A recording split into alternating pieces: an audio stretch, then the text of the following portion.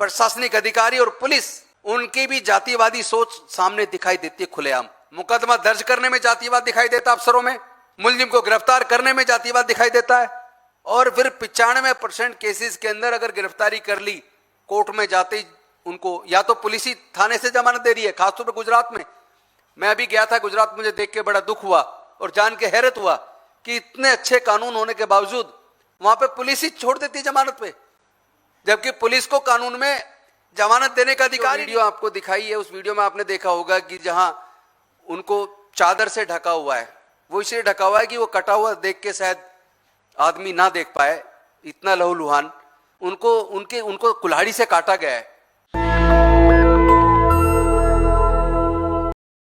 जुलाई 2024 में राजस्थान के अजमेर में एक 15 साल की बच्ची के साथ बलात्कार किया जाता है, जबरन उसको, वो डेयरी पे गई थी दूध लेने, उसको अंदर खींच लिया जाता है, उसके साथ बलात्कार किया जाता है। फिर बलात्कार करने वाले के दोस्तों ने अलग अलग दिन उस बच्ची के साथ बलात्कार किया और बच्ची की उम्र 15 साल थी। उस बच्ची ने उसको डरा दिया गया कि किसी को बताया तो तुम्हारे परिवार की हत्या कर दी जाएगी।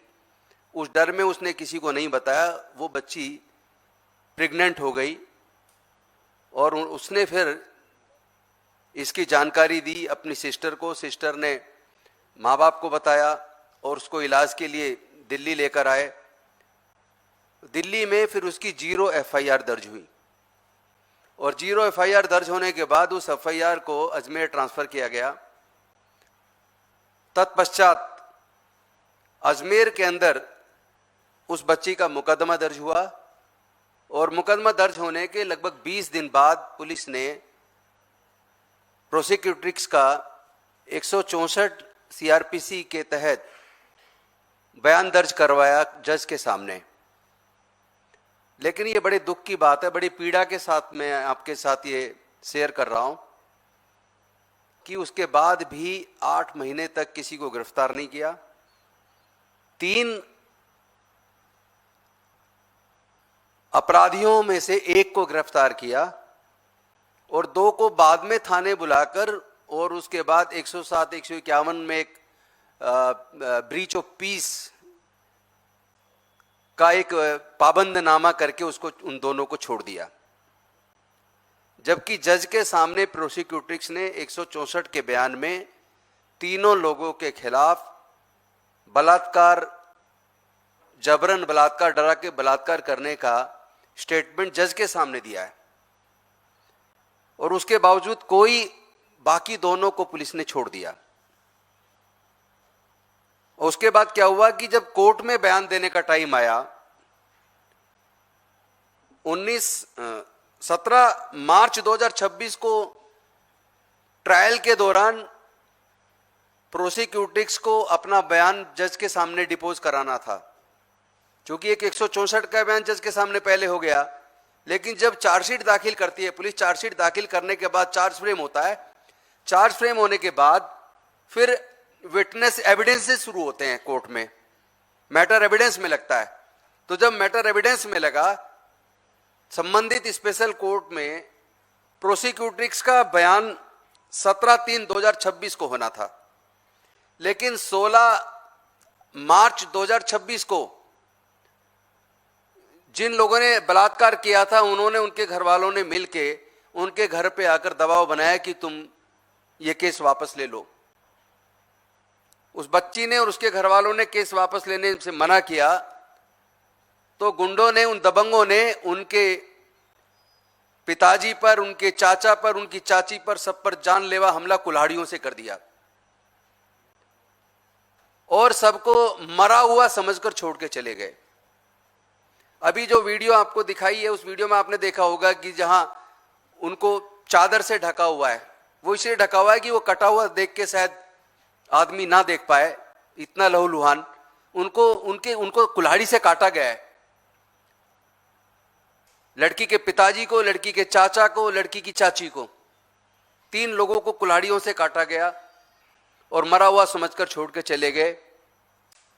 लेकिन एक घटना और घटी इस बीच, मतलब कितनी शर्म की बात है कि दबाव बनाने के लिए क्रॉस केस उन्होंने एक एफआईआर दर्ज करवा दी, झूठी एफआईआर, ताकि लड़की के माँ बाप लड़की वाले उस लड़की को समझाकर केस को विड्रॉ कर लें। उन पे दबाव बनाया गया, उन्होंने समझौते से फिर भी मना कर दिया, और फिर पुलिस ने अपनी जांच की और जांच करने के बाद उसमें क्लोजर रिपोर्ट लगाई कि जो बलात्कार वाले पक्ष ने जो आरोप लगाए वो झूठे पाए गए। मतलब किस हद तक शोषण बढ़ा है। और मुझे दुख इस बात का है कि इस तरह की घटनाएं सबसे ज्यादा बीजेपी शासित राज्यों में हो रही हैं। पूरे देश में दलित उत्पीड़न के जो टोटल केसेस हैं उसके 76% केसेस 5 भाजपा शासित प्रदेशों में हैं, जिसमें नंबर 1 पर उत्तर प्रदेश है, नंबर 2 पर मध्य प्रदेश है, नंबर 3 पर राजस्थान है, और उसके बाद बिहार और महाराष्ट्र है। तो सवाल यह है कि इन दबंगों को पुलिस और सरकार दोनों बचा रही है। बलात्कार के केस में 164 के बयान दर्ज हो जाने के बावजूद आखिर पुलिस की इतनी हिम्मत कैसे होगी कि उसने बलात्कारियों को छोड़ दिया, केवल 1 को जेल भेजा और 2 को छोड़ दिया, और उस पर कोई कार्रवाई नहीं। और इससे भी ज्यादा शर्म की बात यह है कि the scheduled caste and scheduled tribes prevention of atrocity act 1989 है, जो अमेंड हुआ 2018 में, 2016 में हुआ, फिर 2018 में सुप्रीम कोर्ट की जजमेंट के बाद फिर संसद ने उसको फिर अमेंड किया, और अमेंड करने के बाद आप देखेंगे सेक्शन 3, इस एक्ट का सेक्शन 3 बोलता है punishment for offences atrocities whoever not being a member of A scheduled caste और ए शेड्यूल्ड ट्राइब्स। इसका क्लोज एफ कहता है wrongfully occupies और cultivates any land owned by the member of scheduled caste scheduled tribe. चूंकि इनको इनकी फसल भी नहीं काटने दी, इनकी फसल को भी वो जो जिन्होंने बलात्कार किया वो और उनके घरवाले काट के ले गए। तो सेक्शन 3 के क्लोज 1 के एफ में भी मुकदमा बनता है, जो नहीं बनाया गया। और पी के अंदर section 3(1) sub clause p institute false malicious और वेक्सिशियस सूट और क्रिमिनल और other legal proceedings against a member of scheduled caste scheduled tribes. चूंकि उसको समझौते का दबाव बनाने के लिए उनके खिलाफ झूठा मुकदमा भी बनाया, जिसमें बाद में क्लोजर रिपोर्ट पुलिस ने लगाई, तो सेक्शन पी में भी मुकदमा बनता है, जो पुलिस ने नहीं लगाया।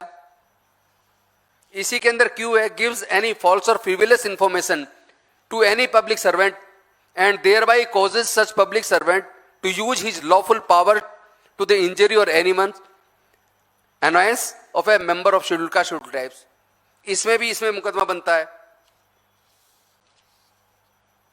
और इसके क्लोज 2 में सेक्शन 3 क्लोज 2 के आई के अंदर 1 के अंदर gives or fabricates false evidence intending thereby to cause or knowing it to be likely that he will thereby cause any member of a scheduled caste scheduled tribe to be convicted। यानी कोई case ऐसा बना देना जिससे उसको सजा हो सके, उसके ऊपर भी मुकदमा बनता है। और इसके साथ साथ एक मजे की बात, 2016 में जो अमेंडमेंट आया, जिस अमेंडमेंट को लेके यूपीए की सरकार लाई थी, जिसके लिए सोनिया गांधी जी पूरे सदन में बैठ गई थी, जब तक पास नहीं होगा मैं नहीं जाऊंगी, और वो 2016 में अमेंडमेंट आया जिसमें सेक्शन 4 ऐड किया गया। सेक्शन 4 कहता है punishment for neglect of duties, यानी ये बोलता है उन अधिकारियों के बारे में जिन अधिकारियों को एट्रोसिटी एक्ट में मुकदमा दर्ज करने के लिए कंप्लेंट दी जाती है, कंप्लेंट देने के बाद भी अगर पुलिस के अधिकारी या डीएम या जो भी अधिकारी उच्च अधिकारी जिनको कंप्लेंट दी जाती है कार्रवाई करने के लिए, अगर वो कार्रवाई नहीं करते हैं तो कार्रवाई ना करने पर अपनी ड्यूटी विलफुल लॉफुल ड्यूटीज को निगलेक्ट करने का मुकदमा उन अधिकारियों के खिलाफ सेक्शन 4 में बनता है, जिनको 6 महीने से लेकर 1 साल तक की सजा हो सकती है। तो चूंकि उन्होंने बलात्कार करने वाले एक के बाद बाकी 2 को गिरफ्तार नहीं किया, एक तरीके से उनको केस से निकाल दिया, उसमें सेक्शन 4 में उन पुलिस के अधिकारियों के खिलाफ भी कंप्लेंट बनती है। जब प्रोसिक्यूटिंग के वकील जो हमारे साथ हैं, ये लोग जब ये लोग एसपी से मिले, एसपी ने एडिशनल एसपी से पूछा तो उसने झूठी इंफॉर्मेशन दे दी जी, सबको गिरफ्तार कर लिया। तो यहां इस पे भी मुकदमा बनता है कि अगर कोई अधिकारी ऊपर के अधिकारी को झूठी इंफॉर्मेशन देता है उसके खिलाफ भी मुकदमा दर्ज होना चाहिए। उसमें भी अभी तक कोई मुकदमा दर्ज नहीं हुआ। और इसके साथ साथ सेक्शन 15A जो बेहद महत्वपूर्ण है, rights of victims and witnesses, यानी जिसके साथ एट्रोसिटी हुई है उसको प्रोटेक्शन देने की जिम्मेदारी सरकार की है, ताकि वो बिना डरे कोर्ट में जाके अपना बयान दर्ज करा पाए। अब चूंकि उसका बयान 17/3/2026 को दर्ज होना था, लेकिन उसको कोई शासन ने, पुलिस ने कोई पुलिस प्रोटेक्शन नहीं दी हुई थी और आज तक भी नहीं दी है। शर्म की बात तो यह, जहां जानलेवा हमला हुआ, 3 लोग को कुल्हाड़ियों से काट दिया, उसके बाद भी प्रोसिक्यूटिक्स को और उसके घर वालों को अभी तक भी राजस्थान की सरकार ने, अजमेर की पुलिस ने कोई पुलिस प्रोटेक्शन नहीं दिया है। जबकि सेक्शन 15A, यानी अगर 15A में आप सुरक्षा नहीं दे रहे हो तो यह भी उल्लंघन है। इसमें भी फिर उन अधिकारियों के खिलाफ मुकदमा बनता है एट्रोसिटी एक्ट में। यह सेक्शन कहता है 15A, rights of victims and witnesses, it shall be the duty and responsibility of the state to make arrangements for the protection of victims, their dependents and witnesses against any kind of intimidation or coercion or inducement or violence or threat of violence। अगर इस 15A को के इस कानून को वहां की सरकार ने, वहां की पुलिस ने इसको अगर लागू किया होता और विटनेसेस को प्रोटेक्शन दी होती तो शायद जिनको जानलेवा हमला करके जिनके हाथ पैर काट दिए कुल्हाड़ी से, शायद उनको बचाया जा सकता था, उन पे वो हमला ना होता। तो सवाल यह कि आखिर ये माइंडसेट कब तक चलेगा और ये बीजेपी शासित राज्यों में क्यों ज्यादा है, इसका जवाब देना चाहिए। मैं आज आपके साथ इस वार्तालाप के माध्यम से राजस्थान की सरकार से निवेदन करता हूं कि एक तो प्रोसिक्यूटिक्स को, उसके घर वालों को तुरंत सुरक्षा मुहैया कराई जाए, उनको जो कॉम्पेंसेशन एक्ट के तहत मिलना चाहिए वो कॉम्पेंसेशन तुरंत दिया जाए। इसके साथ साथ जिन पुलिस अधिकारियों ने कानून की अवहेलना की है, प्रोटेक्शन उनको नहीं दिया विटनेसेस को, या जिन पुलिस अधिकारियों ने मुलजिमों को गिरफ्तार करने के बजाय उनको खुला छोड़ दिया, उन्होंने खुद इस एट्रोसिटी एक्ट का वायलेशन किया है, उनके खिलाफ सेक्शन 4 में मुकदमा दर्ज करके उनको भी गिरफ्तार किया जाए, उनको सजा दी जानी चाहिए। और मैं आज आपके सबके सामने आदरणीय राहुल गांधी जी को भी धन्यवाद करना चाहूंगा, क्योंकि जब ये एक्ट, एट्रोसिटी एक्ट को डाइल्यूट करने की कोशिश हुई तो 2 अप्रैल 2018 को पूरे देश के अंदर अनुसूचित जाति जनजाति के युवाओं ने इस एक्ट को बचाने के लिए शांतिपूर्वक तरीके से प्रदर्शन किया था, भारत बंद किया था। और उस भारत बंद के दौरान दबंगों ने पुलिस के साथ मिलकर SC/ST के बच्चों पर गोलियां चलाई, जिसमें 14 SC/ST के जवान बच्चे मारे गए और अनेकों घायल हुए। लाखों के खिलाफ सरकारों ने मुकदमे दर्ज किए, दलितों के खिलाफ, आदिवासियों के खिलाफ। लाखों बच्चे कोर्ट में तारीखें भुगत रहे हैं, वो कोई अपराधी नहीं है, उन्होंने कानून को बचाने के लिए आंदोलन किया था। तो मैं ऐसे मौके पर आदरणीय राहुल गांधी जी का धन्यवाद करूंगा। उन्होंने प्रधानमंत्री जी को ये चिट्ठी लिखी 1 अप्रैल को, और 2 अप्रैल को शायद उन्होंने मेल किया और ट्वीट भी किया 2 अप्रैल को, जिसमें उन्होंने आदरणीय नरेंद्र मोदी जी से निवेदन किया है कि ये बच्चों के भविष्य का सवाल है, ये अपराधी नहीं है। इन लोगों ने इस कानून को बचाने के लिए आंदोलन किया था, शांतिपूर्वक आंदोलन था, इनके खिलाफ मुकदमे वापस होने चाहिए। और जब भारत में नेताओं के खिलाफ मुकदमे वापस हो सकते हैं, आपको सबको पता होगा, याद होगा, योगी आदित्यनाथ जी के खिलाफ कितने सारे केसेस थे, मुख्यमंत्री बनने के बाद उन्होंने अपने सारे केस वापस ले लिए। तो अगर नेताओं के केस वापस हो सकते हैं तो SC/ST prevention of atrocities act के अंदर इस एक्ट को बचाने के लिए आंदोलन करने वाले युवाओं के खिलाफ भी मुकदमे वापस होने चाहिए। और सरकार को प्रोएक्टिवली एट्रोसिटी एक्ट को इंप्लीमेंट करने में ईमानदारी दिखानी चाहिए। लेकिन मैं एक बात और शेयर आपको करना चाहता हूं, जो मैं पीड़ा के साथ कर रहा हूं। कि आज जातिवाद इस हद तक हावी है कि जुडिशियल ऑफिसर्स, प्रशासनिक अधिकारी और पुलिस, उनकी भी जातिवादी सोच सामने दिखाई देती है खुलेआम।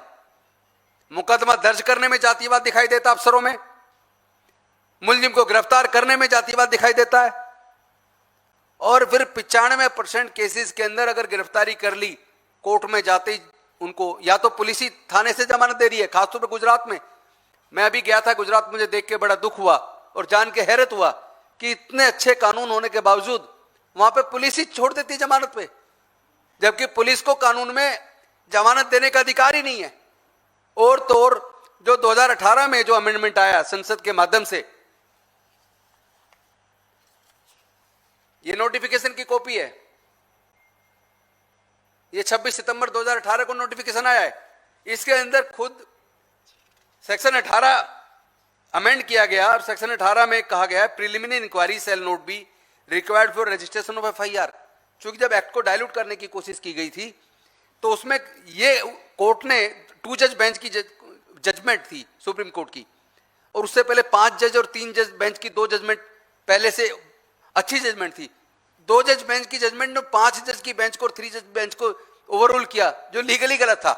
और उसमें उन्होंने कहा कि एफआईआर रजिस्ट्रेशन करने से पहले प्रिलिमिनरी इंक्वायरी करनी पड़ेगी, किसी को गिरफ्तार करने से पहले सुप्रीटेंडेंट ऑफ पुलिस से परमिशन लेनी पड़ेगी, और उसमें साथ में जो एंटीसिपेटरी बेल का भी प्रोविजन कर दिया गया था।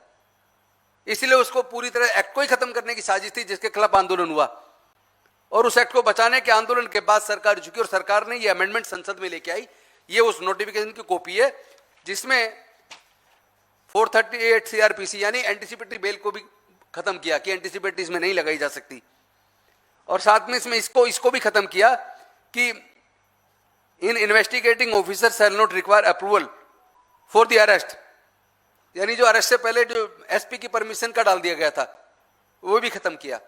लेकिन कानून बनने के बाद भी और ये नोटिफिकेशन आ जाने के बाद भी हम ये देख रहे हैं पूरे देश के अंदर एट्रोसिटी एक्ट में जो मुकदमे दर्ज होते हैं 95% केसेस में अधिकारियों यहां तक कि जजों के जातिवादी मानसिकता मैंने अपनी आंखों से देखी है। एक वकील के तौर पर कोर्ट में प्रोड्यूस किया तो प्रोड्यूस करते ही जमानत दे रहे हैं, मतलब पूरे एक्ट को ही खत्म किए दे रहे हैं। ये माइंडसेट है, ये माइंडसेट बदलना होगा। अगर ये माइंडसेट नहीं बदलता और एससी एसटी जो इस देश में जिसकी पॉपुलेशन लगभग 28 से 29% है आज की डेट में, आप अगर इतने बड़े समाज को आप निगलेक्ट करेंगे, उनके ऊपर होने वाले अत्याचार करने वाले लोगों को प्रोटेक्शन देंगे और अपराधियों को जेल भेजने के बाद ऐसी जमानत पे छोड़ देंगे, तो अपराधियों का हौसला बढ़ेगा और इससे जो एंग्विश पैदा होगा एससी एसटी के अंदर, उसके क्या परिणाम हो सकते हैं, ये रुकना चाहिए। मैं ऐसी शासन से मांग करता हूं और सरकार से भी निवेदन करता हूं कि इस तरह के केसेस को गंभीरता से लें और अपराधियों के खिलाफ सख्त कार्रवाई होनी चाहिए। Thank you very much. कोई सवाल पूछना चाहे तो पूछ सकता है। नेशनल दस्तक की आपसे गुजारिश है कि अगर इसको बचाना चाहते हैं तो नेशनल दस्तक को सब्सक्राइब करने के लिए रेड कलर के सब्सक्राइब बटन को दबाएं, फिर बेल आइकन की घंटी दबाएं।